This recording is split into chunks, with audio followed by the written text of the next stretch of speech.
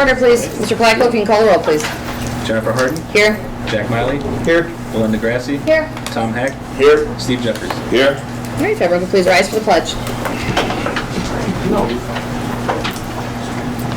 I pledge allegiance to the flag of the United States of America and to the republic for which it stands, one nation, under God, indivisible, with liberty and justice for all. On behalf of the board, I would like to welcome all students, staff, parents, and interested community members to tonight's Board of Education meeting. I would like to remind everyone that this is a meeting of the Board of Education held in public for the purpose of conducting the school district's business and is not to be considered a public community meeting. There is time for public comment during the meeting in the public participation section on the agenda. First thing we have is I'm going to make a motion to approve the April 18, 2017 board minutes. If I could have a second, please. I'll second it. Thank you, Mrs. Grassi. Any discussion? All right, Mr. Flacco, call the roll, please. Steve Jeffries. Aye. Jennifer Harden. Aye. Jack Miley. Aye. Belinda Grassi. Tom Heck. Aye. Motion carried. And that takes us to special reports, Mr. Kalis. Yes, we have a couple of high school students here who would like to share their Eagle Scout project with the board. I'm going to turn it over to Mr. Liatzos as he's going to do the introductions. Thank you, Mr. Jones. The campus would like to recognize 3 students who attained the rank of Eagle Scout recently. We have 3 students. One is joining us today. The other 2 are not here with us. The students are Jerome Hotchkiss, who's here with us, Dominic Romano, and Theodore Hack.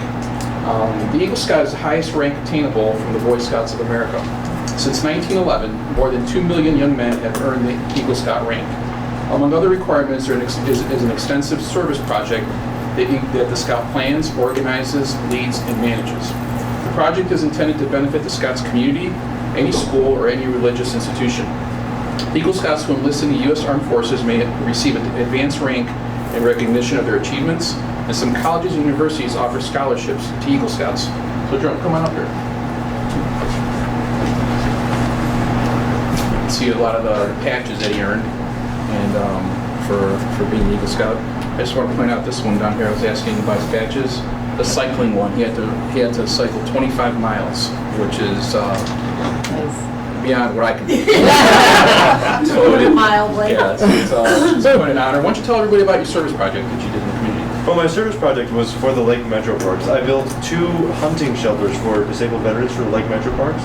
They were placed on, was it Indian Point and Williams Road and Indian Point Park.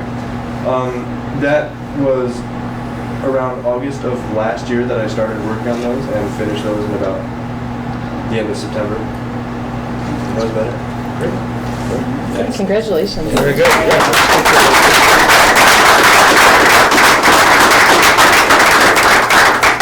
Thank you. Okay, thank you. Thank you. Congratulations. That was easy. All right. That takes us to old business. Does anybody have anything? The only thing I wanted to bring up is that we had talked about the work session, but Mr. Hack was not here, that we needed to reschedule a board meeting. Not in June because we do have the training that day, but this was We the, have the board docs training on the 27th at 5:45 p.m. but the, Belinda, was it the It was July? And I don't know if we had 2 on the agenda or just 1. Wrong, so. We have just No, I one appreciate July. that. Just right so far. Sorry? July 25th. We just had 1. That was, yes, that's all we had on the schedule right now. Mrs. Grassi, what were the days of the week that did not work for you? Tuesdays. Tuesdays. So in that week, can we move it to Monday or Wednesday? Does anybody oppose either of those days for any reason? Remember, I suggested you stay Oh. away from Mondays because I don't know when we're going to Okay. start those design meetings Okay, back on. that's perfect. Thank you. Just Yeah. it'll make it easier. Absolutely. So how does Wednesday the 26th look for everyone? Of July. Yes. You get first dibs. I have nothing. Look at us, lucky us. Yeah, Steve? it works. Jay? Oh my gosh. Look at that. All I right, wanted so we're going to move Wow, it officially that then, was easy. Mr. Flacco, to the 26th, please. Thank you. Okay, and that's at 7 p.m. It is still at 7 p.m. And which meeting, what's the date of the meeting we're canceling? The 25th. 25th, the day before. We're just moving it one day forward. Okay. In August, you were still okay? I'm okay with August. Okay. All right. That was all I had for old business. Does anybody else have anything? Okay, that takes us to new business then. All right, Board of Education Committee and Liaison Reports. The first one is the Superintendent's Business Advisory. We do have at the end of the month the Senior Project Fair, which we'll be going to for the Business Advisory, correct, Mr. Kalis? On the 31st. That's correct. I certainly encourage anybody to go to that. It is really, really neat. I took my kids to it last year, and they actually really enjoyed talking to the seniors and seeing the things they did. And I know there's one in my daughter's class this year, and she comes home telling me all about that. Well, interestingly enough, and I know it's grown since Pete started it, but they never regret doing it. They always regret not doing I it. bet. So when we went last week to elementary schools, and we took the seniors to the elementary schools, Yeah. which was really cool, several of them said, I didn't do it, man, I wish I would have. So bet. they never regret doing it, but frequently they get to this point in the year and they're like, I'd much rather be out interning somewhere than spending the last 2 weeks. I know a lot of the kids last year that my kids and I talked to all said how it really made them realize what they thought they wanted to do and then spent, 2 weeks in it and went, oh, maybe it's not what I thought. So Yeah. it's really cool. So everyone certainly please, what time is it? The Senior Project Fair? I think 7? it's 6. What date is it? The 31st, Wednesday the 31st of this month. 2 weeks from tomorrow. It is, I have 6:30, Okay, you're both on. right in the middle. All right. That's all I have for business advisory. So that takes us to Mr. Miley with curriculum and programming. Okay, curriculum and programming, we had a meeting just before this meeting. Right now, there's 2 programs that is being worked on throughout the district with regards to cultural change. The R factor training and equity training. And the equity training is already had one meeting about it with teachers. And R factor is getting started this summer. The coaches are going to be involved. It deals with Urban Meyer's book, Above the Line. Teachers, coaches, helping students to make good choices, and building the equity trainings, building relationships and managing their own behaviors, all hopefully making a cultural change. And Mrs. Malaka, is there anything you want to add? No, you did really well, Mr. Miley. Thank you. Okay. And so that's, let's see. We're also looking at, thanks to the levy and the support of the community, bringing back elementary specials. So we're looking at redesigning schedules in the elementary schools so we can have music, art, technology, and PE, which is a huge, huge change since I've been here. So that's great. And we had a little meeting, a little summary of where we are with design of the buildings, and that's moving along nicely, and hopefully by July we'll be able to start the next phase. As for boosters meeting, I went to a Hill Road meeting, so you covered, right? Yes, Nick, I'm blanking on. They talked about the Easter egg hunt for next year. We've got that all set. Help me remember what they talked The Easter about. egg hunt will either be the last weekend of March, because I think Easter's on April 1st. So it's going to be one of the last 2 weekends of March. So we're going to Oh, it's go right, back 'cause it was to around cold St. weather Patrick's Day. again. Right. And they just did building updates about the different fundraisers that are going for each school. Sounded like a lot of new boards too, I think, right? And they're each school is in the midst of voting on their boards for next year as well. Perfect. Thanks, Nick. All right, Mrs. Grassi, Finance and Audit and Legislative. Finance and Audit has not had a meeting. We will probably be having a meeting in the next month, but Mr. Platko will be reviewing the 5-year forecast with us, and we just had a brief discussion about that. So, and legislatively, no new updates. State budget is still under consideration by the Senate and the House in Columbus, and A little update on that in my treasurer's update. Good. And then the only other thing I have legislatively is that there will likely be another sales tax holiday first week in August, and I'll keep everybody posted on that come June. Great. All right, Mr. Hack, Buildings and Grounds, strategic plan. We have not met since the last meeting, but hope to get the buildings and grounds together, I think, before the work session that we have in July, just to keep the conversation going and keep apprised of the summer activity and summer maintenance that will be going on. We do need to schedule work sessions for July and August? Oh, we do? We do. We did not, we canceled, we had one, I'm sorry, Jack. We had one scheduled for June 13th, but we canceled that for some reason, I don't remember why. We canceled it for some reason. What's that? The June 13th work Linda wasn't session? able to come on that Tuesday. and She then- couldn't come, and we decided that we're on hold with design. Okay. We were waiting to see what So Mr. Hack. we probably need to get a work session on those so that we can start getting updates on that and stuff for July. We've been doing it in the past about 2 weeks before the board meeting, which would be the week of July 10th. We were also going to try and schedule a session with Dan, I I think we need Dan for that. think. Right. Well, just, Yeah. I don't know when people are available for. The week of July 10th, would that again need to be a Wednesday? Probably, right? Stay away from Monday, stay away from Tuesday. So Yes. Wednesday, July 12th for a work session. That, believe it or not, that works for me. Look at us. Might be the Scary. spoiler here. Yeah, I might be in Alaska.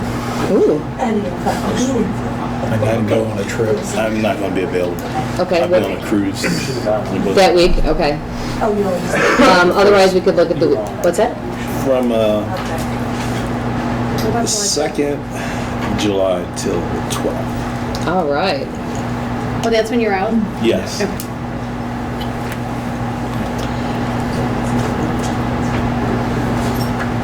Would you like to do it the day after you get home? On the 13th is fine. 13th? That's fine. You guys do the 13th? Yeah, the 13th works for me. Whatever. Works for me? Okay, all right, so then we'll have a work session on the 13th, I'm sorry to go off on yours, to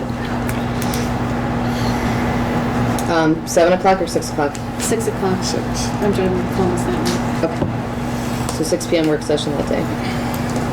Thank you. All right, so I hope to have a buildings and grounds on the, on June 13th. July 13th. So I was, okay, we're good. I thought maybe I was looking in June, but, so I guess, so then let me back up. So I guess we do have a working session in June or not? We had one scheduled for June 13th. Okay, We had it scheduled for the 6th first, and then to the 13th, and we took it off, and I'm not really 100% sure why. I don't remember why at all. I mean, I couldn't Is come, but Linda it didn't was- matter. Like, I didn't. It didn't Okay, matter. so- Do we have an update that we need for June, you think? well, I don't, just. Do we want to put one on the schedule and always take it off if it's not necessary? I think that's based why on you the- did. I think we took it off because we were saying that the building process is in flux right now for the next month.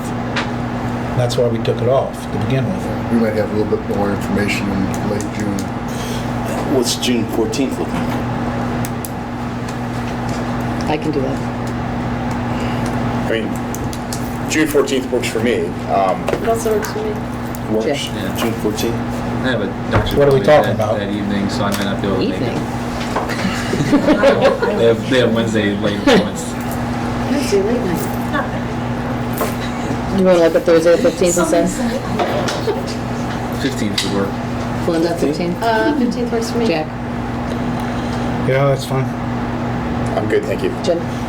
Okay, then we'll put a work session that day. 6 or 7, does it matter? Okay, well, is 7 easier for everyone to get here? Is that what we're doing? Yep, no one answered, so 7. We'll say June 15th at 7 PM then for the other work session. What is July 13th? What time? 6, because Belinda's got to go to Columbus that night. June 15th, July 13th. Okay. June 15th, July 13th, yes? Okay. Yep. Okay, thank you.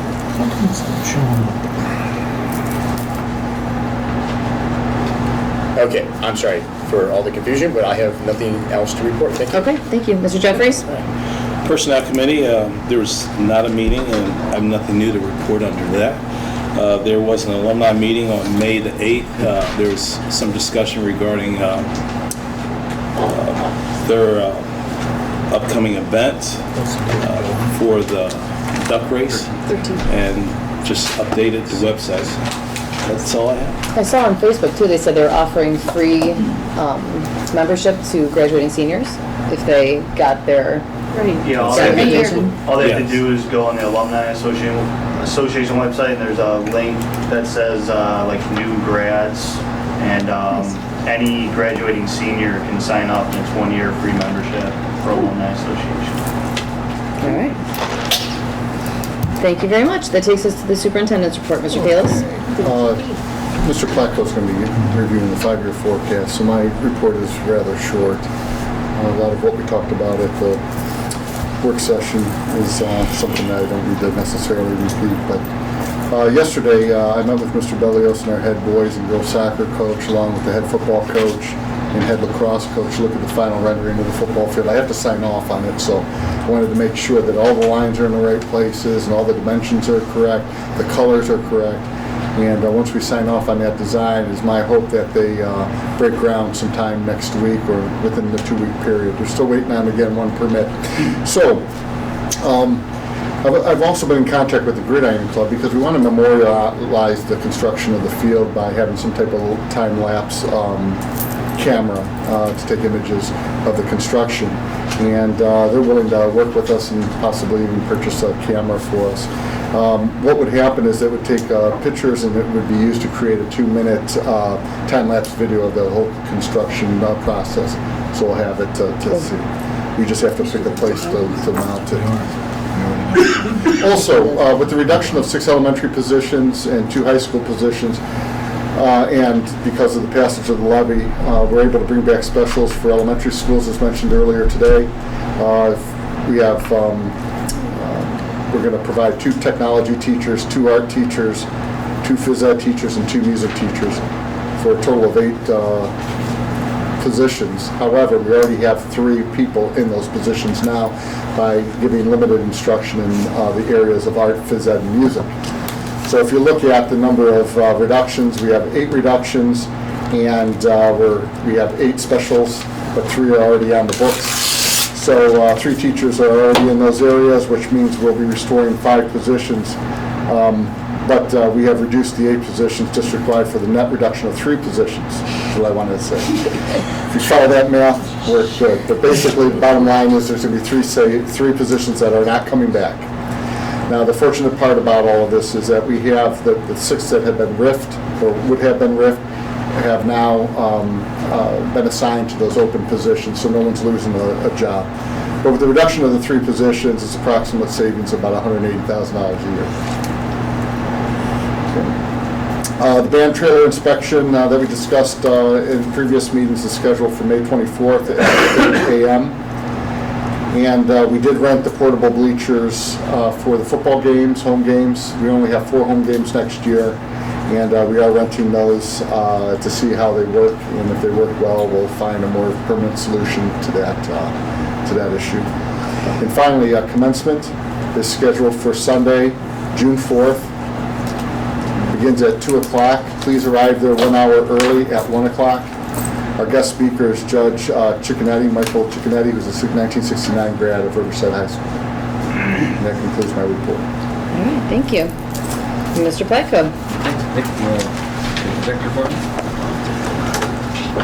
Okay, actually I have 2 presentations tonight. I have my typical treasurer's update, and then after that I'll go into the 5-year forecast presentation because we're required to update the forecast in May and file that with the Department of Education. So the first slide I want to go over, we saw this slide last month because comparing our tax rates to the other school districts in Lake County. So the center column is what we looked at last week, showing that as of in April we were the 3rd lowest tax rate in Lake County at 32.08 mils. Updating for what next year's tax rates will look like with the passage of our levy, which was a 4.9 mil levy. Madison schools passed a 4.99 mil levy, and Kirtland passed a 7.07 mil renewal. So just going across with the math, we're now at 36.98 estimated for next year. It will still be the 3rd lowest tax rate in Lake County. next year. Now, the rates will get adjusted a little bit because of House Bill 920, and where we don't get inflationary increases when valuations go up. So those numbers aren't exact, but they're just, I just kind of carried them forward and added the new millage to those amounts. They'll most likely go down a little bit because valuations have been going up. Next thing I wanted to go over was catastrophic cost reimbursement. Linda had asked some questions over the past month about it, and so I just wanted to give the entire board an update. Catastrophic cost is basically a reimbursement request from the Department of Education for students with disabilities where their cost exceeds a certain threshold. ODE has six categories of special ed. If you have a student who's within categories 2 through 5, the threshold is $27,375. If they're in category 6, it's $32,850. So basically, we go back, we figure out who our special ed students are, how much did they cost to educate this year. Any cost that exceeds that threshold for that kid, we can file for catastrophic cost reimbursement. So we have 73 students who exceeded those thresholds. So our total cost that we submitted to ODE was just over $1.5 million. ODE then reduces the amount by about 61% or so. I'm not sure where that number comes from. So the maximum amount's $921,000. And basically what they do is all the districts in Ohio submit their cost. There's a certain pool of money and they divide it out proportionally across those districts. So typically we get reimbursement in the range of 38 to 56% based on previous history. It seems to get less and less each year. Historically, our amounts have been between $300,000 and $374,000. Payment should come in June. We're projecting about $350,000, but unless we know what every district in the state submitted and what the total pool of money is, we won't be able to actually figure out where it is. But we're guesstimating at $350,000. It could come in at $300,000. It could come in higher than $350,000. A final bond update. Just a little bit of recap of things that we did. We issued the bonds in April. The thing I wanted to go over on this slide was we did an update to our 5-year forecast in March to be able to apply for the Ohio Credit Enhancement Program, basically pledging our state foundation credits in case of a default, which would almost never happen. It doesn't cost us anything to do that. That saved us $37,000 on our borrowing just by updating the forecast and having a meeting and filing an updated forecast. Then we purchased bond insurance to help enhance our rating, which, even though it cost us $117,000 for bond insurance, it saved us over $300,000 in interest costs. So it made sense to do that. There was no reason not to. Next slide, just a summary. We've gone over this several times before of the 3 series of bonds that were issued. They got split into 3 sections. The only thing I really wanted to point out on this slide is there's a call provision on April 1st, 2024. So at that time, we'd be able to refinance if it makes sense at that time. We don't know what interest rates will do until that time, but once April 2024 comes, we can always refinance and hope for a better cost, lower cost of borrowing, but we'll see when that time comes with interest rates. So we can't refinance before that? We can't before that. And but we can anytime after that? Right. Wanted to go over a quick investor allocation, basically who bought our bonds. We had PNC as the underwriter, and so these 3 charts here are basically for each series. The blue is basically investors buying it. The orange is what PNC ended up buying, because when they structure it, they try to be competitive. Anything that doesn't sell, they buy them themselves. So you can see PNC, especially on this is the BQ section, they bought $2.4 million of our bonds that didn't get sold to other investors. Just here's another quick rundown. 35.1, almost 35.2 million by institutional orders, $250,000 of retail orders. Those are pretty much like your individual investor. And then PNC bought just over $3 million. And this is a quick listing of who purchased those, the institutional orders, the $35 million. Those are the people who purchased our bonds. A lot of those names I don't recognize, but there's some recognizable ones like Ameriprise Financial, KeyBank, Franklin Advisors, things like that. Edward Jones are more commonly known names. Some of those other ones are more like those Wall Street banking investing type firms. This chart here is showing our debt service payments with the 3 series stacked together and how the payments fall out. So our payments for the bond will go through this year through 2053. The line at the top is this dotted yellow line is basically our projected revenue from the bond issue levy, the 1.92 mils.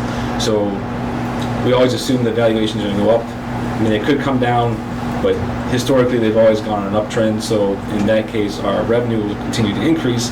That's why the bond structured with there's more debt service payments in the later years as opposed to the beginning years, because we're assuming that valuation growth.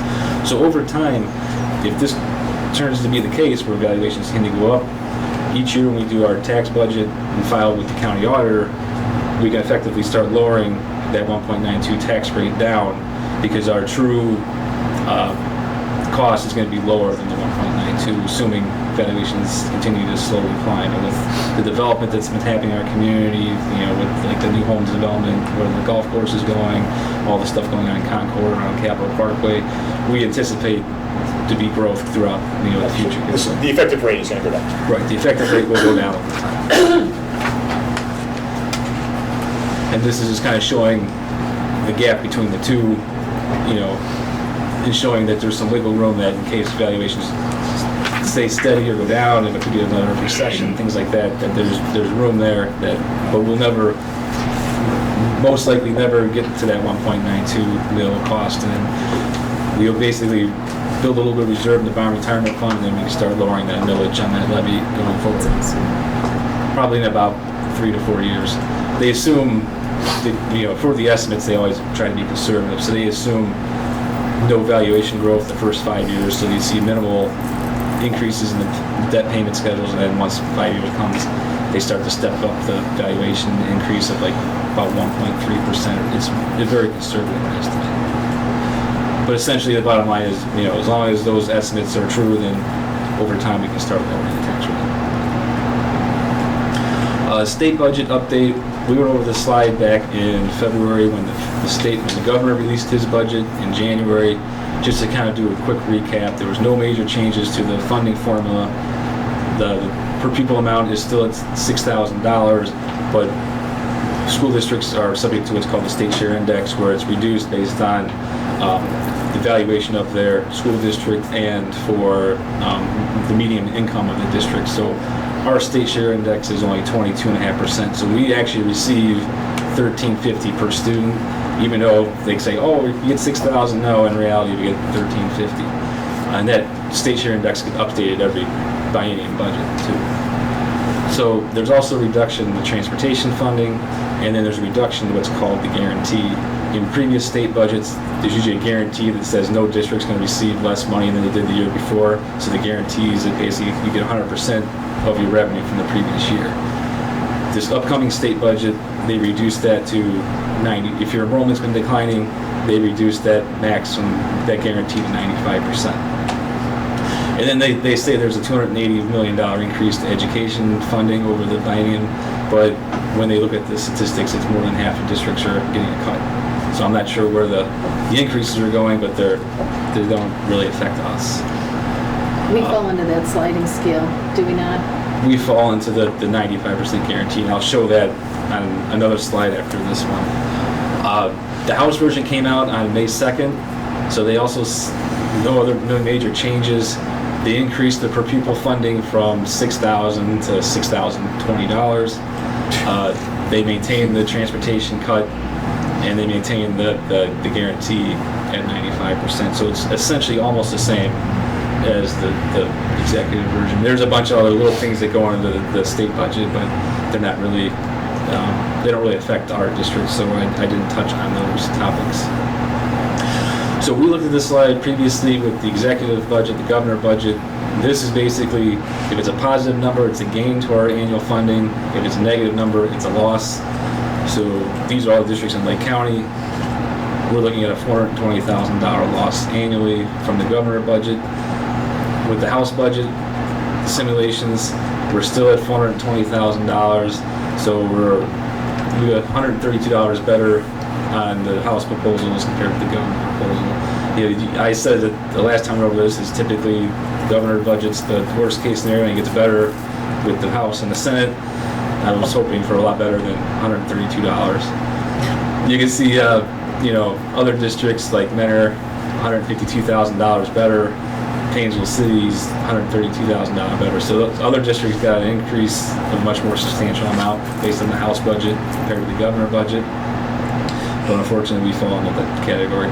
And what else I always find ironic is the two districts that were on for operating money this May was Riverside and Madison, and we're both looking at the larger cuts to the state funding. Just speaking of that, do you have an insight? We're in size, number of pupils. We're bigger than Madison, Yes. and they're taking a substantially greater hit than we are. Do you have any insight as to why? So enrollment. Yeah, there's it's between the enrollment and whatever their state share index calculation is. I could look into a little more. Okay, but so you would think that the biggest hit was enrollment. Yeah. Okay, that makes sense. Thank you. The next slide here. So basically, what it means for us, the guarantee for Riverside, we're at 95%. We had a large enough enrollment to hit that 95% guarantee amount. So our October 5-year forecast predicted a loss of $500,000, and that was reflected in line 1.035. So you can see in 2018 compared to 2017, you can see there was a reduction just over $500,000 is what we predicted in October. Usually we try to be conservative and hope that's not the case, but in this reality, it probably will be the case. We don't know. The state budget's not finalized. There's still the Senate proposal comes out, but from all the news that we've heard, with all the state revenues being down, we don't anticipate any additional bump from the Senate proposal, but it could happen, but it's unlikely at this point, especially with the House and the governor so close together on their proposals. The other thing we didn't cover too much last time was the TPP reimbursement that we get. That phase out of that was reinstated this current biennium budget and is continuing going forward. So once you factor that TPP loss in as well, our annual loss to revenue, so 2018 we're going to be $805,000 lower than what we are for this current fiscal year. You can see Mentor gets a large TPP reimbursement. They're getting a much bigger hit than we are, but all around, pretty much everyone but Painesville and Willoughby's are getting hit pretty hard by that as well. The TPP phase out basically is every year it's reduced by 5/8 of a mil, with Riverside's valuation being so high, 5/8 of a mil is around $600,000 that goes down each year. This is reflected in line 1.05 of the 5-year forecast. Our reduction to next year is about $188,000. We show $150,000 in this line item back in October, but that's also being offset by homestead and rollback reimbursement. So that's why it's not quite the $188,000. And the reason it's only $188,000 is that's all we have left that we were phased down to. And so basically next year we're at zero. And there'll be another slide in the 5-year forecast that we'll go over that one more time just to kind of look at the history of that. So now, monthly financial reports, I'm just going to hand them out. I'm not going to go over them this month. I'm just going to have them posted on our website like I do on our treasurer's page each month. There's nothing that out of the ordinary that occurred in April. It's just another month of expenditures and revenues. So I felt since we're going over the 5-year forecast, we didn't need to spend the time to go through the monthly financial report.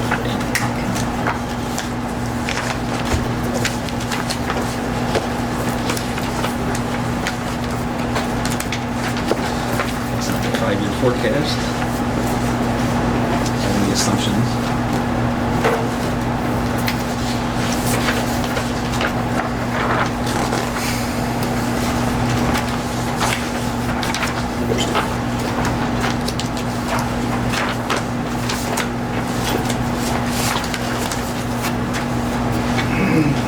Now the 5-year forecast I will also post on our treasurer page after today and then file with ODE.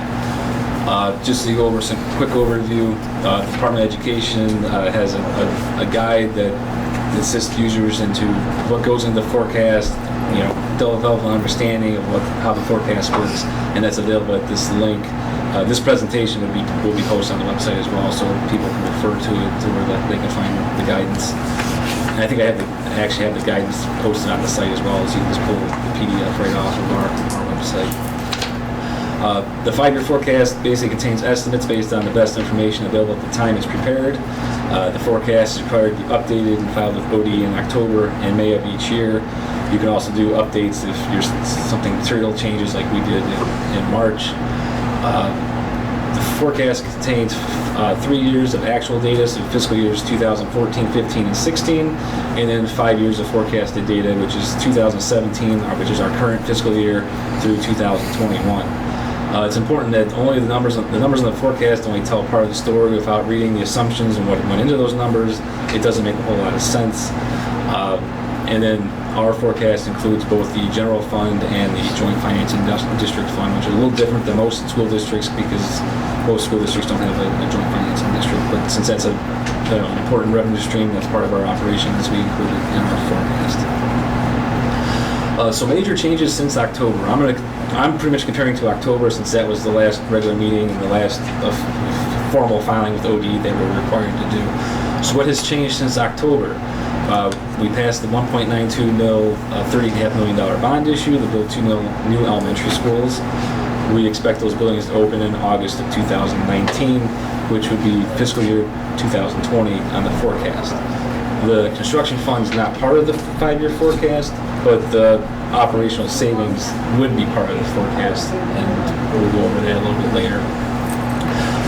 On May 2nd, we passed the 4.9 mil continuous operating levy to restore transportation services, restore elementary level programs, and to reduce paid participation fees. That levy will collect in calendar year 2018, so it's for tax year 17, collection calendar year 2018.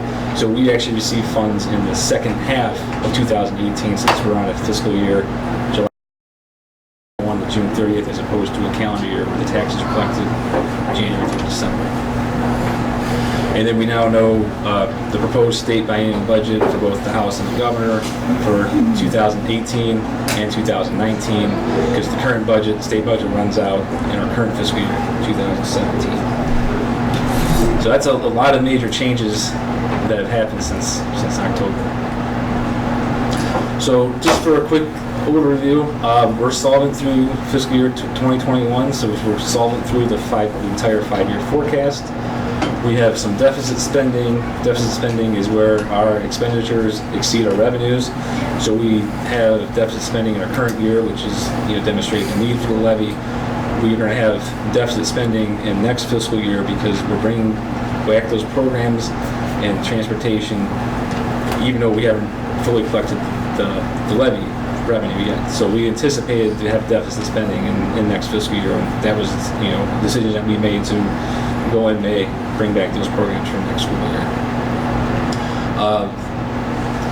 We're going to have to carefully monitor additional reductions in state funding that could happen and our staffing levels going forward to ensure that our deficit spending does not continue beyond 2018. 2019 we're going to show some positive, but then 2020 we'll discuss that a little bit more, but the forecast is showing some deficit spending in that year as well, but we'll go over that shortly.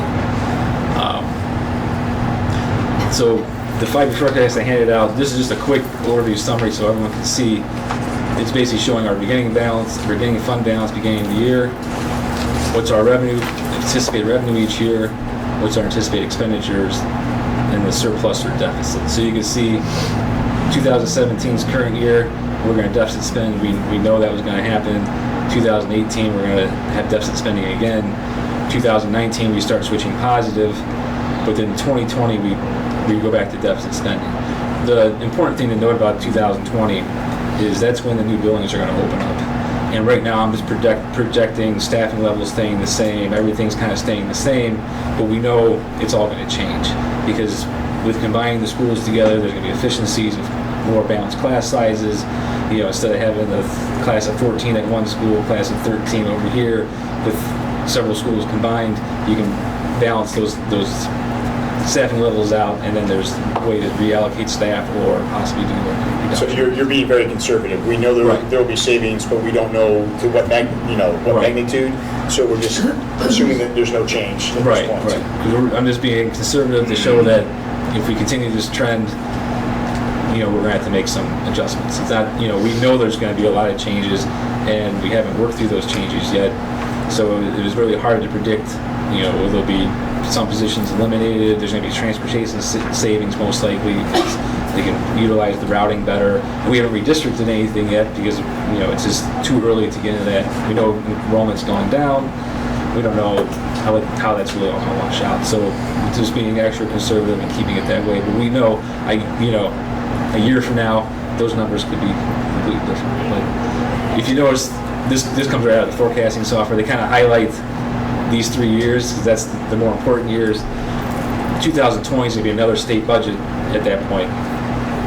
What's that going to be? We won't know till the end of 2019. But, we can only assume that if we're taking a hit this time, if they continue that trend, we assume we're going to get another hit, then we're going to hope that's not the case. So fiscal year 2020, 2021, it's just like your weather forecast. The farther you go out, the less chance it's going to be accurate. That's how you even compare yourself to weather forecast. But we know, but pretty much just saying, we know we need to, take a careful look at our operations as we go forward. Deficit in 17, 18 were expected because of the way we anticipate, the way we plan to do this, and it's just we have to be careful moving forward. This is another graph showing our revenues and expenditures. 2014, 15, 16 are actual numbers. 17 through 21 are projected. The blue are revenues. The red are expenditures. You always want to see the blue higher than the red, basically, in the most simplest forms. We know in 17, 18, expenditures are going to exceed. 19, it balances out, but then 2020 and 2021, you see it starts to get on balance again.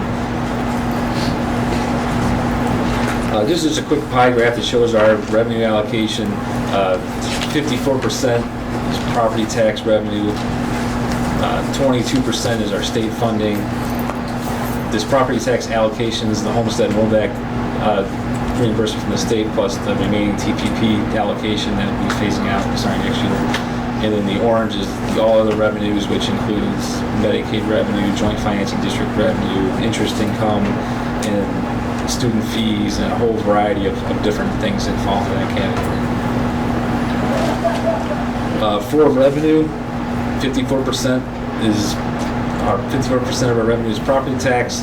We're primarily a residential community, about 89%. Our total valuation is at $982 million for the entire district. It has increased since 893 in 2004, so it's been a gradual increase. We had a little bit of blip in the 2010, 11, 12 timeframe when the recession was in full gear. As valuations increase, we only see additional revenue on our inside millage and a substitute levy. All other levies are set to collect a certain dollar amount, so even though valuations go up, we don't receive additional money. They're kept flat at that dollar amount. That's why you see on your taxes an effective rate, and it will go down as valuations go up. All of our levies are continuous, and then just to reiterate, the operating levy we passed in May will collect in the second half of the fiscal year 2018 on the forecast. State funding, we kind of went over this already, the $6,000 per student, but we will only receive 22.5% or $1,350 per student. Casino tax revenue, we get $50 per student. That went down. It used to be $52 the previous years, now it's at $50. And so it's about a $10,000 loss for us. The House Bill 64 TPP supplement, that's different from the TPP reimbursement. TPP supplement was only in effect for this current biennium budget, and basically it said that school districts would receive less state funding and TPP than they did the previous year. So we received $91,000 from that, and it'd be $200,000 for FY17, but they're going to split it $160,000 FY17, $40,000 FY18, and then that revenue stream goes away. That's just a one-time thing with the current biennium budget, and those numbers were factored into the loss that we saw earlier in my presentation. And then we said that the $420,000 loss in the state budget, the unrestricted grants and aid line. Just as shows our enrollment, all the blue is historical. You can see that we hit 5,000 back in 2011, and we've been on a decline since. Most of the state's been on a decline, and we expect that trend to continue as well. We're hoping that's it doesn't decline as much, but we can't control how the enrollment goes down. Property tax allocation. So this is your homestead rollback reimbursements from the state. It also includes that TPP reimbursement, which is different from that supplement. The reimbursements, but continuing to phase out.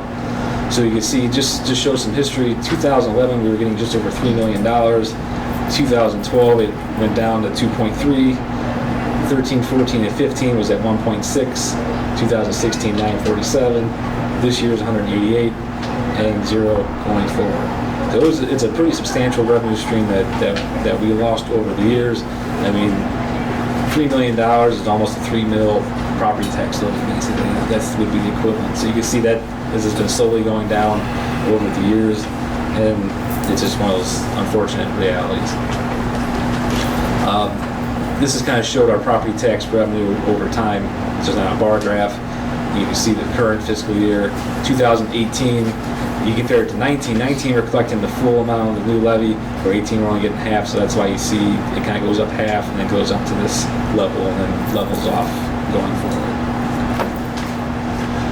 And then the other major revenue stream is the other operating revenue, which is the joint financing district, which is in effect through tax year 2020, collection year 2021, which is the first half of 2022. With the power plant closure possible, we're going to monitor that. Is that levy still going to continue going forward? After that time, that's a $2.2 million revenue stream that we need to closely watch. Pay to participate fees, we expect to drop down to $180,000 per year starting next year based on the reduced fee schedule that we're going to implement from the passage of the levy. Open enrollment revenue, open enrollment in, we're collecting about $480,000 from students who come into Riverside from other districts, and classroom fees around $175,000. And then other revenue includes other things like field trips, kindergarten, tuition, rentals, fines, manufactured home tax, Medicaid reimbursements, interest. Expenditures. Personnel is about 52% of our expenditures, with employee benefits 21%, and then purchase services 23%. This pie graph, if you did this pie graph for most school districts, it will look almost exactly the same. Being a education, mostly service industry type of thing, salaries and benefits are always your primary cost. For personnel, we include the salary wages for our certified, classified, exempt staff and administrators. We have the two bargaining units, the teachers union and the OPSI union. We have those contracts in place, the teachers through 2018, OPSI through 2017. And then we have certified step increase estimated at 3% per year. Duty changes at 0.33% per year. Classified salaries estimated 2% increase per year, and administrative exempt salaries are estimated at 2% per year. What they'll actually be is yet to be determined, but we're forecasting that those are the percentages that I built into the forecast. The forecast assumes existing staffing levels and some savings from retirements that we anticipate going forward. We have some adjustments in there for the return to kindergarten level programming, which is not going to be as much of an increase as we originally anticipated due to some of those reductions from the declining enrollment. And then we also anticipate additional savings in 2020 when the new buildings open up, but we don't know what those aren't reflected in the forecast yet because we're not really sure what that's going to be at this point. But to be conservative, we're keeping it at that level going forward. Retirement and employees' retirement insurance benefits. Some of the projections based on the required contribution to the retirement system at 14%, Medicare 1.45%, workers' comp at 1%, and then our insurance increases. We know the rates for fiscal year 2018 at this point, so those are factored in, and then we anticipate 10% increase per year for medical, just based on the uncertainty of the insurance industry and it's not unlikely to see 10% increases, and then dental and vision is projected to increase at 3% per year. And we're also members of the Lake County Schools Council to help control those costs. Personnel services, 23% of our revenue. About half of this is for tuition-based costs. This is basically open enrollment out to other schools, charter school deductions. The state of Ohio funds charter schools through us, so any student who lives within our district, we get funding for that student at $13.50. When they go to an open enrollment out or they go to a charter school, the state takes $6,000 from us, which doesn't make sense. Why you gave us $13.50, but then they go somewhere, they get $6,000 from our funding. So every time a student goes to a charter school or open enrolls out, it's almost like we're losing 4 students in funding, basically. The Ohio Alliance for Higher Quality Education has been fighting this for years. That we're a member of that.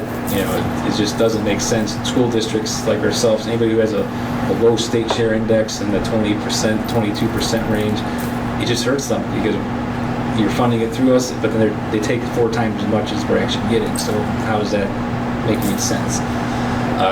Purchase services also includes postage, utilities, insurance, legal services, and things like that. And we address each of those items individually, based on previous trends and what we expect going forward. And then my last slide here is just showing ending cash balance. The Department of Education believes school districts should attempt to maintain a 30 to 60-day cash reserve. So basically, taking your expenditures, what's a 30-day reserve? So just kind of looking at our history back in 2011 and 12, we had to make all those cuts. You can see at the end of 2011 we had $645,000. That's only 5 days worth of cash. That's very, very low. It's dangerously low with all the cuts that we did over the years, and I believe that we were able to help preserve our cash balance going forward. But then we start to trend off again. But now that we passed the levy, you can see in 17 and 18 we're still, and in 19 we're still in that sweet spot between 30 and 60 days. But in 2020 we start to drift below that anticipated cash, that recommended cash reserve amount. But then we also know there's going to be more adjustments to 2020 as we move forward. So does anybody have any questions on the forecast? I will get this posted on the website for everyone to see, and along with our plan, of course.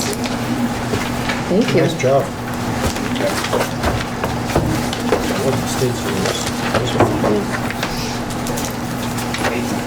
Thank you, Mr. Kelly. Thank you. All right, that takes us to public participation. Anyone who wishes to speak is limited to 2 minutes. If you can please state your name and get started. Yeah, sure, you could. Okay. My name is Erin Merritt. I live in Concord Township, off of Hermitage Road, in Napa. I have concerns about the recent levy, so I wasn't sure what I read. When I read the levy, it said about transportation to kids for K through 12. And it said less or greater than 0.5 miles they would get transportation. So I'm like, I don't know, does that include my child? So I decided to call Riverside Transportation. Told the lady, my son's going to be going to Notre Dame, NDCL, Notre Dame, the high school, because he's currently at St. Gabe's and he's going to be going to the high school. Will this be a benefit for my child next year? She said, as long as your child is greater than 2 miles from Riverside High School, he would be entitled to busing. So, okay, great, this is great. So I ran around, told my friends, told my family, go vote.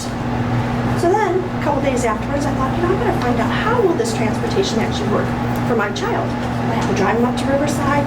Where will I need to go to get my child to? So she explained to me, she goes, well, in the past, we've done St. Gabe's, they'll pick them up at St. Gabe's and transport them to NDCL. I'm like, oh. Or we might even take them up at Auburn Career Center.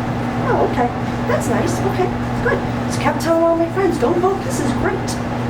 So, it passed. So this past Friday, I called just to verify, what did they decide? Because I need to get ready for next year. Where's the pickup going to be? Oh, she tells me now, well, NDCL is greater than 30 minutes. That's not going to be possible for your child to get transportation.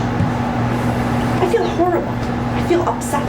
I told my friends and family to go vote after I took the initiative to go and ask the transportation of Riverside to see if they would get my child to NDCM.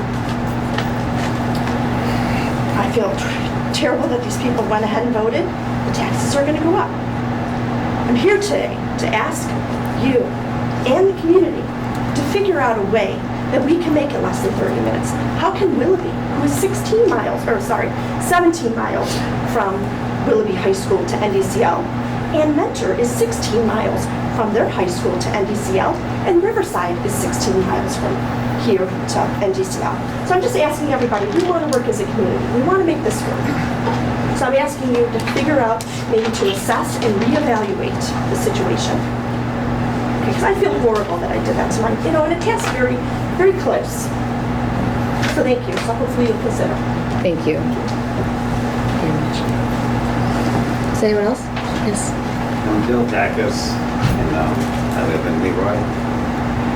So, I was a little dismayed when I stopped at the country store and saw that I voted today when I had no clue that anything was on the ballot. When the ballot was on in November, we had coffee with Callis. That was pretty good. Let's get it out there to the community. Pipeline, issue 5, vote Tuesday, right there, smack dab in the front page. I guess that one. And they go outline one more time. It's highlighted again. Let's vote, let's vote, let's vote. Pipeline, issue 5 passed. Where's the issue for this levy? It's hidden on page 3. If you didn't read the article, you didn't know. There's no other reason to vote. There's no signs in the yards. There's no mailers in the mail. There's nothing. So I feel you kind of skirted the issue. You didn't do anything wrong. If you were sneaky about the way you put it on. The whole community did not know that there was a levy. As evidenced by the fact that 19,500 people voted in November. It was a presidential election, I'll give you that. I'm not sure if it's March of 15 or March or May of 16, but there was 12,000 that voted for that levy. There was 4,820 that voted for this. In my mind, that's evident that the community didn't know there was a levy, or they just had that much apathy. Apparently, half those people must have been her friends. But anyways, I would like to see a policy passed by the board. It's a simple policy that can be passed tonight and voted on, that all future levies would at least be, as evidenced in vote like this on the pipeline, or a mailer sent to each and every at least registered voter within the school district, if not each and every homeowner who this levy is going to affect, before any ballot, future ballot affecting anybody's taxes is placed on any future ballot. That's all. I feel that you were just a little bit sneaky and underhanded in getting this. And if our kids did something that's sneaky and underhanded, there would be consequences, grounding or what have you. Well, yeah, I was going to Sherry's. So okay, if I go to Sherry's house, yeah. And then when we went to Jimmy's party, well, it was on Facebook. I can't help it, she didn't look on Facebook, but if you looked on Facebook, you would have known I was planning to go to Jimmy's party. I think it was just a little bit sneaky. And I like the board's consideration in the future. It's a simple mailer, or at least make it as obvious as is. I don't read pipeline word for word, but I do look at it. Thank you. Thank you. I can tell you just the one thing I do want to add is that we, as a board, we cannot spend money as a school district to send out mailers and things like that promoting a levy. That does come from the Kids Committee, which is a group of volunteers that actually raise money. It was 2 women that actually live in Leroy that volunteer to do it and raise the money. So as a school district, we didn't spend any of the money for the signs or for any of the things at the bond issue because that's not allowable by law. They also, since it was a presidential election, they had to raise nearly $20,000, the Kids Committee, to do that signage and the mailings, and pretty much went through all that money to get all that signage out there, which is why they didn't do signage and mailings for this past one. I mean, I'm glad it passed. I don't want to send the wrong message. I consider myself a pretty responsible community member, and I pretty much never miss an election. I work long shifts, and most of the time I have to make arrangements to go vote at the Board of Elections, because most likely I'm not going to be able to get to the polling place. And this one kind of snuck up on me. That's why I'm here tonight. And I didn't know you weren't allowed to spend money until you said, well, thank you. Thank you. Anybody else?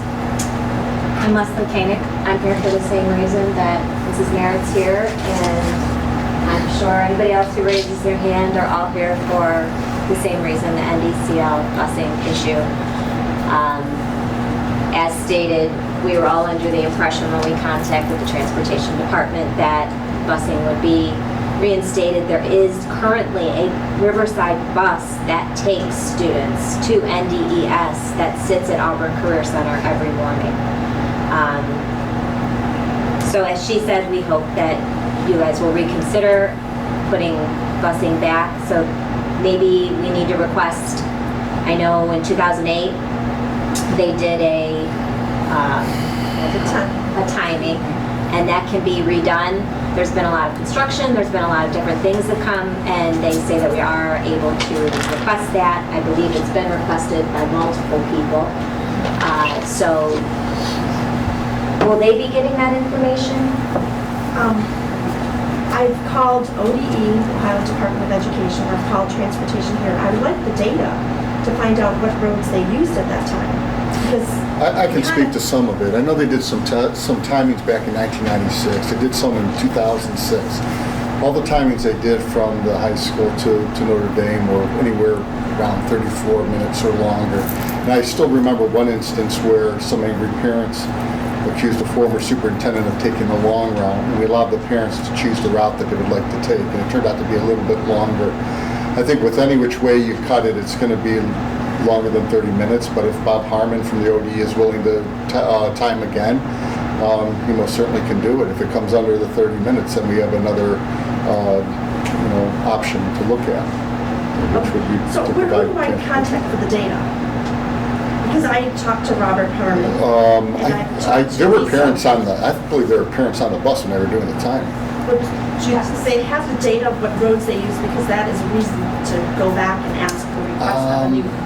I'm not sure what roads they used back then. Go ahead. Lisa, sure. Lisa. So I actually was able to find that data this morning, and they actually used, they went State Route 84 to Bank Street, to Ravenna to Auburn. And they took that was the route that they took. And it was 16.8 miles, and it was 36 minutes and 32 seconds. Because you have to, when you do the timing, and this was an ODE official, a bus driver, and the superintendent at the time. So when you do the timing, it has to be the route that's most traversable by a school bus on a school day when both schools are in session, so it's not just one or the other, at the time that that school would need to travel to Notre Dame. So there's those factors that have to be in play to do it. If you want to request another timing, the route to go about that is to call Bob Harmon again at Ohio Department of Education, and that's the route that by law you have to take. You can't go through us because we could do a timing, but you want an official timing from Ohio Department of Education. So you want to make sure, because once they do that, that's the official timing, and that's the guidance that I had gotten from Mr. Harmon last week when I called him after I spoke to you. And that's why he said to refer you to him. Because once Ohio Department of Education does the official timing, that's the official timing. So anything we would do would be a moot point. We want to get that official timing to the state. Okay. So. What's the turnover time on something like that? That I'm not sure. I know that we're on a time crunch because when's NDCL's last day is proms this Friday, right? Their last day of classes is Thursday. Their last day of finals is next Friday. Okay. So their last day of classes is Thursday. But there will still be students But there's students there. in the building, and the administrators there. Okay. So that's, otherwise we have to wait till next year. So what time of the day was it? 8 o'clock in the morning? It was, I have it right here, it was, they left Riverside High School campus at 7:14. Yeah. Yeah, and then they arrived at 7:50. And it goes from, it's not from, correct, it goes from the pickup point, so here it would be our board office doors right here, that's where the buses drop off, which we've changed the way that our traffic flow goes. That might make a difference.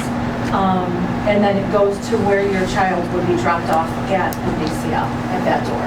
So that's where it goes. Yes. That's the difference. So it's not just at Auburn Road in the driveway. That's why we have some Notre Dame Elementary students who are eligible.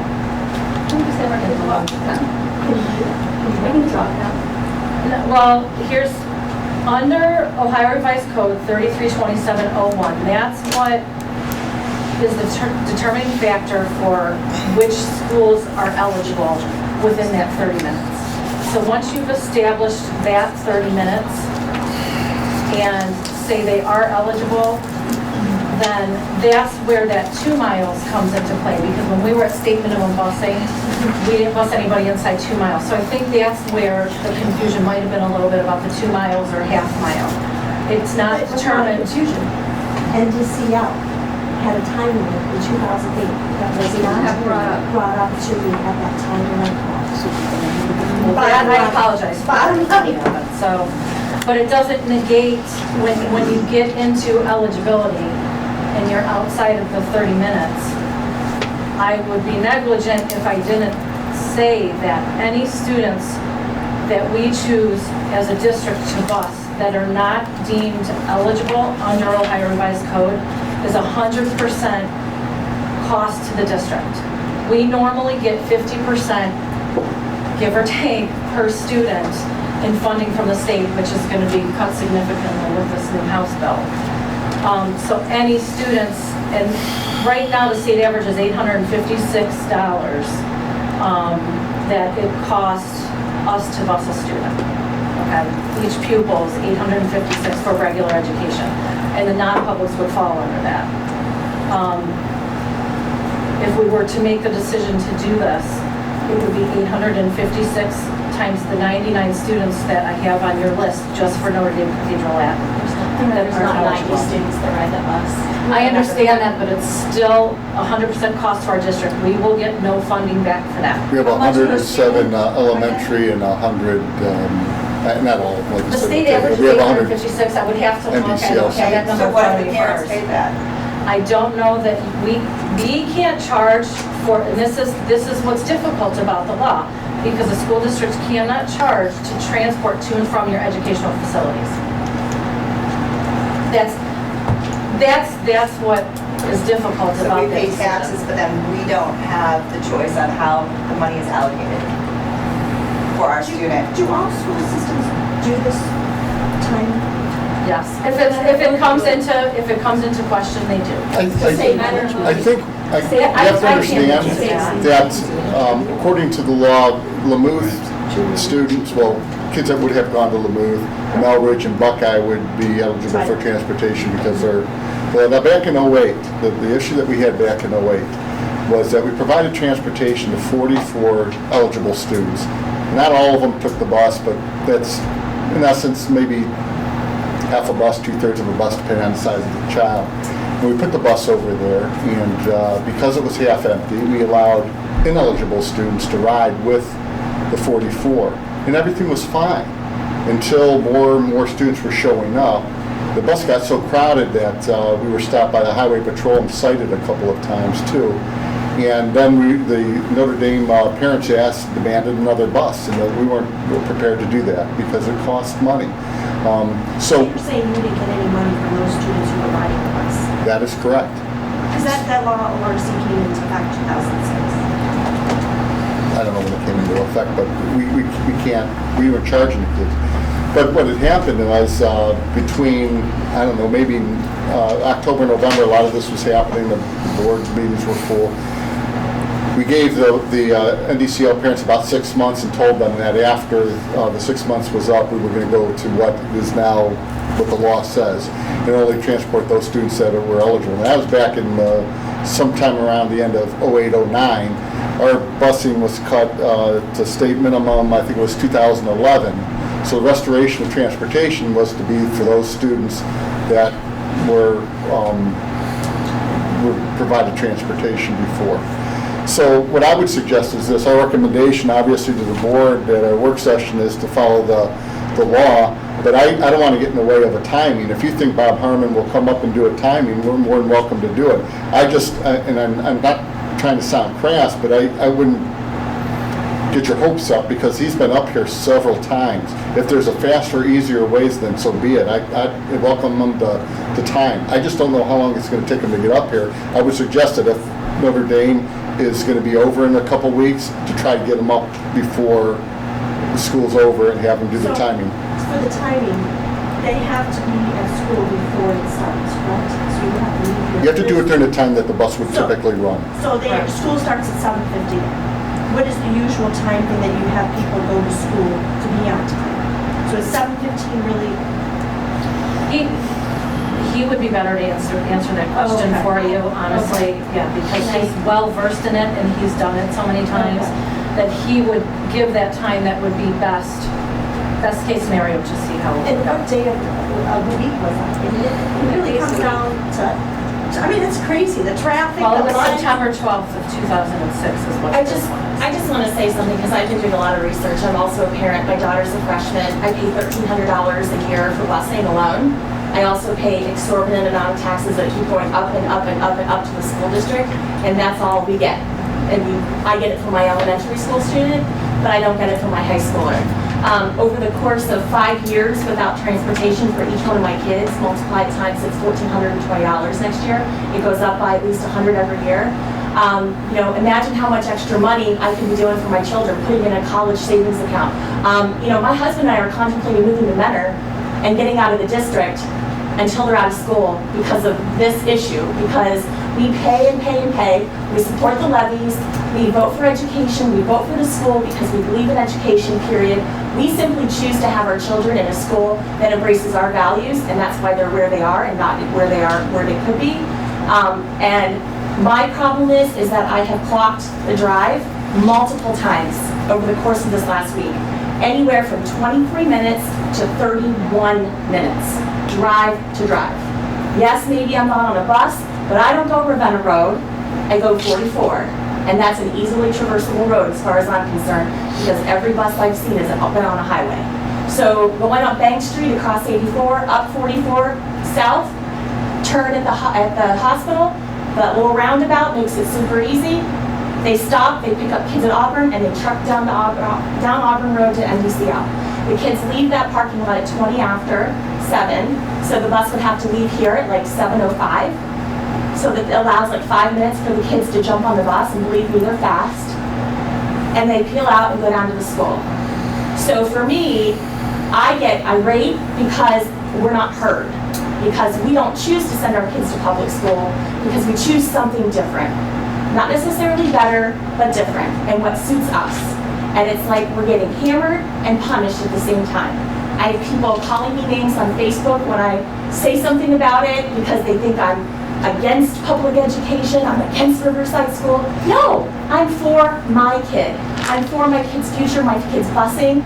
And it's not fair to me that I can make a drive in 23 minutes and you're telling me it took another 10 minutes to get down there? Unless there was snow on the ground, I don't buy that. And yes, I've been in contact with ODE about 7 times in the last week, pleading with them to intercede, to try to figure this out for our children, for us, for working parents. I can't drive my kid down and back, down and back, down and back. It's just impossible. And then, the $1,400, like I said, that could be my kid's college. But it's not, it's going to busing, but I'm already paying for busing for kids that live in the district. But my kid lives in the district too. My kid does too. When does my kid get a service? This is what I'm saying. We need this service, and that's why there are people here. And there are more people, but there's a spring concert at Notre Dame tonight, and most of the parents are there. So, there will be more parents here. Everyone's interested. We all are passionate. We don't want to take anything away from public school, but we certainly want to have our kids get a little bit of what we pay in return for that. It costs you $800, it costs me $1,400. That's a huge disparity. Like she said, if we paid the $800, it'd be a huge savings for us. I know you can't take our money, but our taxes fund 52% of the school. Property taxes. We live here. If no one pays raise our property taxes, you have 52% of your money gone. I just want to have some respect as a taxpayer and a voter. Thank you. Yeah, I just wanted to make a couple of comments as well. I have 2 kids graduating from Riverside, I've got one at NDCL, or NDS right now. And, you know, I think the challenge that we all face in this situation is that we're in a community where, I mean, you know, I'd love to not pay taxes. And if anybody knows an accountant that can help me avoid that, let me know, please. That would be great. But at the end of the day, that's right, death and taxes is all we have to count on for sure. So it's not like I can't pay my property taxes. They're going to go, right? And I choose to live in the district. That was my choice to buy a house here, to live here. A couple of my kids went to Riverside. Great. My other one's enjoying Notre Dame, and that's great. But that was my choice to send her there. So I knew when I chose to take her out of here to send her there that at the time there was going to be no busing, and that's kind of how I planned on it and planned for it that way. So I knew going into it that those were my arrangements that I was going to need to make, whether this levy passed or not. It didn't really matter. And I have supported every levy that's gone through here because it's where I live. And I want the kids, just because one of my 4 kids didn't go here, 3 of them did, doesn't mean that I don't want them not to have the things that they need. And it was my choice. Maybe we'll send her back here for high school. We haven't made that decision yet. But at the end of the day, I think the big issue from my perspective is not so much that I need to get something from you or that I'm entitled to something because I live in this district. I live in a district. I'm going to pay taxes whether I live here, Menor, Perry, wherever it is. I'm going to pay the taxes. They're going to go to the school district. And quite frankly, the bigger issue is what's wrong with state funding, which we've been battling for years. And that's the issue where we only get $1,360 for every $6,000 we should be getting.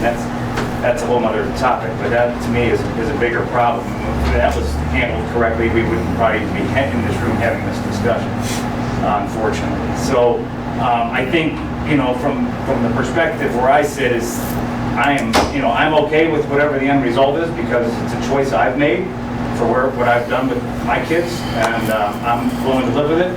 You know, but I think obviously if we can, I think the options on the table are let's do another ride, let's see what the time is.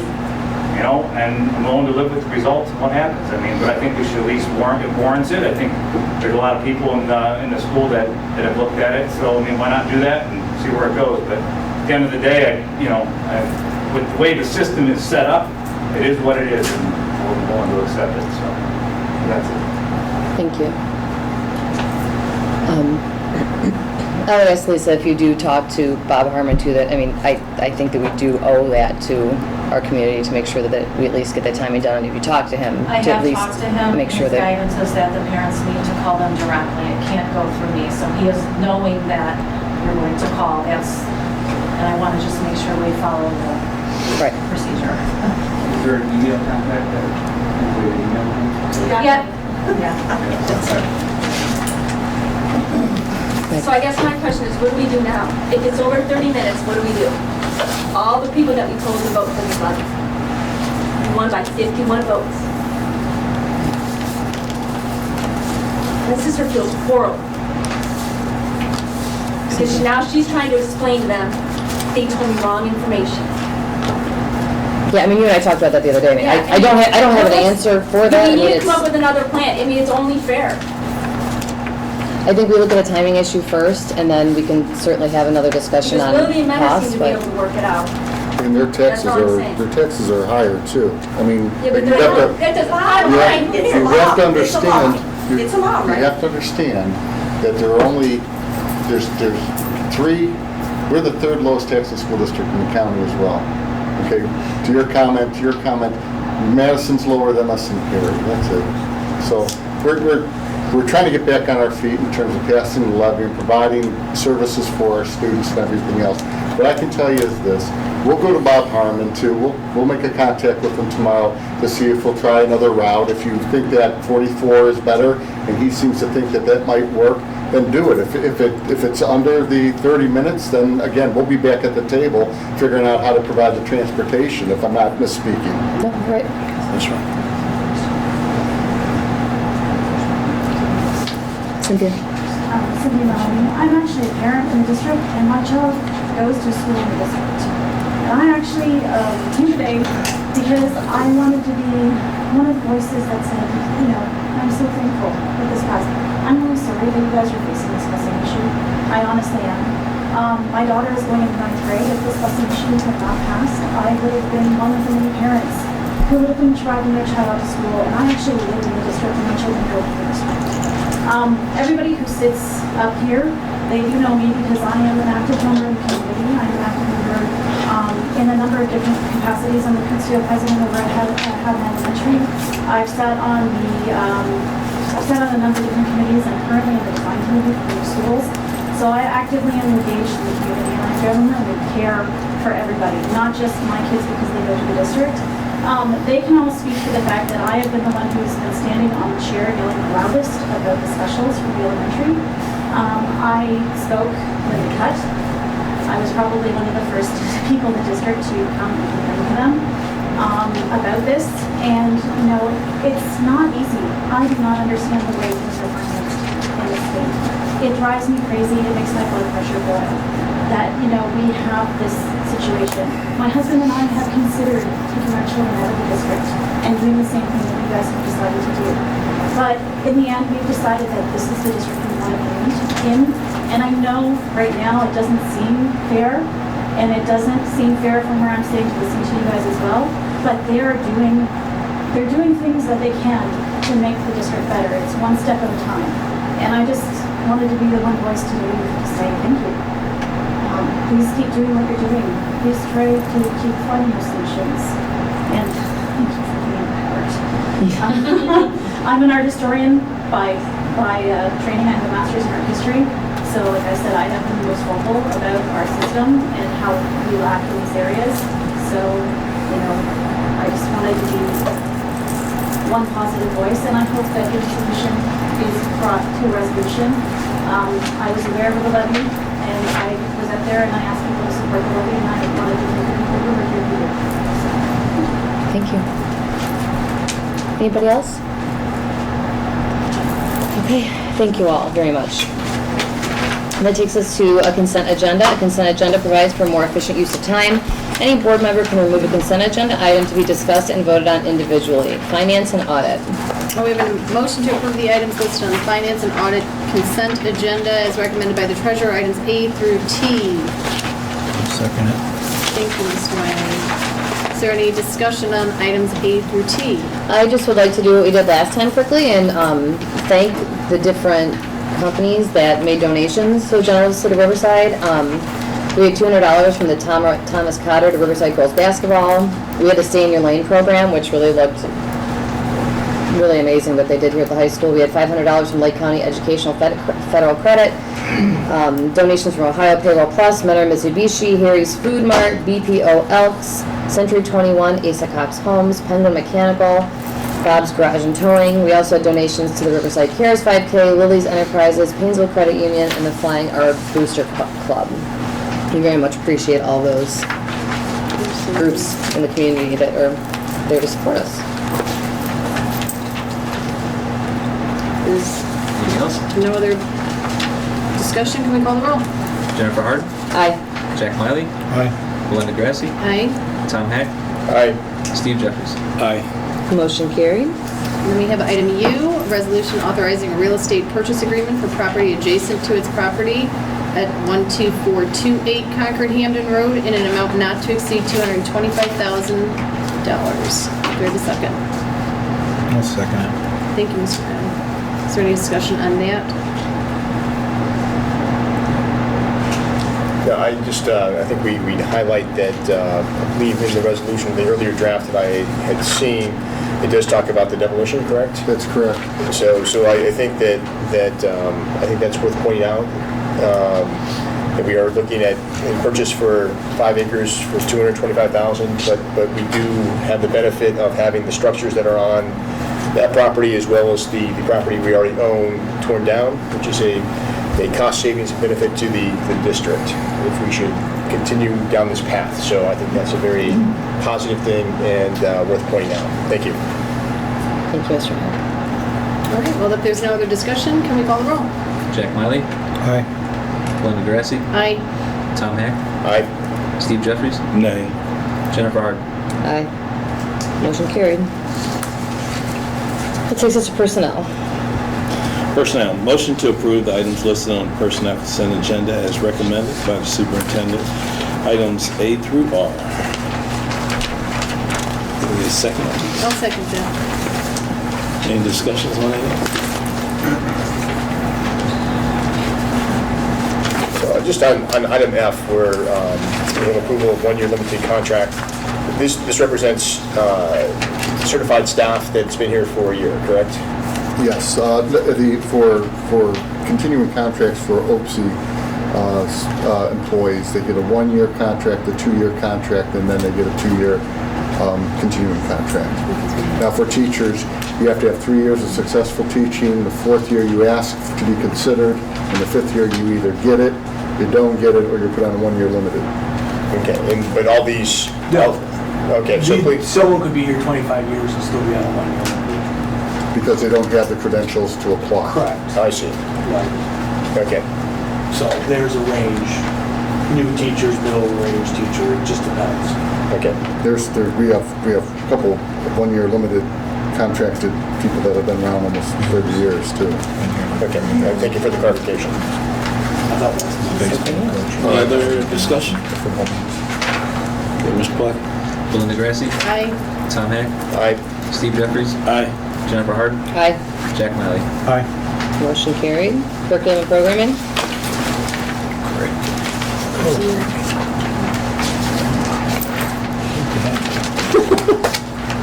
Okay, curriculum and programming. Motion to approve the items listed on the program consent agenda as recommended by the superintendent, items A through E. I'll second. Thank you. Any discussion, questions? I see the first one is, do we know how many people are graduating? It's the certification for graduation, how many students? I don't have that number. Do you, Melissa? No, how many are graduating? Yeah, I'll ask Pete, I'm not sure. It's around 280, I believe, because when we were talking about the seniors that went to visit Right. the elementaries, we were at about 200, and we were talking about what a good turnout we thought that was, given what the graduating class was for our first year out, so. Okay, great. Roll, please. Tom Hack, Aye. Steve Jeffries, Aye. Jennifer Harden, Aye. Jack Miley, Aye. Linda Grassi. Aye. Motion carried. That takes us to the Board of Education update, if anyone has got anything for us. No? All right, then I am going to move at 8:28, right, 8:27, to go into executive session for matters of negotiation, if I can have a second. And personnel, please. And personnel, for which point? It's, I believe it's the last one, investigation, charges, and complaints. Okay. So executive session for personnel matters, investigation of charges and/or complaints, and negotiations. Can I have a second, please? I'll second. You can call roll, please, Mr. Platko. Steve Jeffries. I'm sorry, I'm going to interrupt. I should have looked further. It would be discipline. Do I need to say it again? Sorry to make that correction. Do I need to read it again? Okay, then, so Just to make sure. I'm going to move in second by Mr. Hack that be it resolved that the Board of Education of the Riverside Local School District adjourns to executive session at 8:28 p.m. for personnel matters, discipline, and negotiations. And I'll second. Thank you. Can you call the roll, please? Steve Jeffries. Aye. Jennifer Harden, Aye. Jack Miley, Aye. Linda Grassi. Aye. Tom Hack. Aye. Motion carried. Thank you all very much for coming today. Chuck, do you have anything to sign? 80, gosh, 6 years ago.